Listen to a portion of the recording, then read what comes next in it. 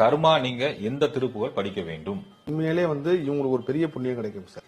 ஏன்னா இப்பேற்பட்ட ஞானமுள்ள ஒரு கேள்வி கேட்டிருக்காங்க பாருங்க. எல்லாரும் குழந்தை வேணும், பணம் வேணும், வீடு விற்கல, சொத்து பிரச்சனையில இருக்கு, இங்க வேலை கிடைக்கணும், அமெரிக்காக்கு போனோம், இதெல்லாம் தான் கேட்பாங்கல்ல. என்னன்னாங்க சார், இது ஒரு பெரிய ஒரு விஷயம். திருப்புகழ்ன்றது ஆக்சிஜன் மாதிரிங்க சார். ஏன்னா இது முருகபத்திர கொண்டு போய் சேர்க்க இந்த திருப்புகள்ல கர்மானிங்கிறதுக்கு அவர் சொல்லியிருக்காரு சார். அருகுமுனி பனிமுனைன்னு ஒரு பாடல் இருக்குங்க சார். அதுக்கப்புறம் இருவினை அஞ்சன் ஒரு பாடல் இருக்குங்க சார். அருகுமுனி பனிமுனை அந்த பாடல் 858வது பாடலா வருது சார் திருப்புகள்ல. அப்புறம் இருவினை அஞ்சன் ஒரு பாடல் இருக்கு சார். அந்த பாடல் 401வது பாடலா வருது சார். ஆக்சுவலா கர்ம வினை வேற, ஊழ்வினை வேற. கர்ம வினைன்றது நம்ம பண்ணி அனுபவிக்கணும், ஊழ்வினை நம்ம முன்னோர்கள் பண்ணது. இந்த ரெண்டு பாடலுக்கே முருகர் பாருங்க, கலியுகம்னு ஒண்ணு வரும்.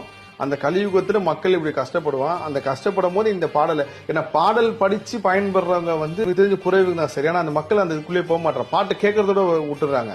ஆனால் படிச்சா உங்க ரத்தத்துல மாற்றம் வரும்.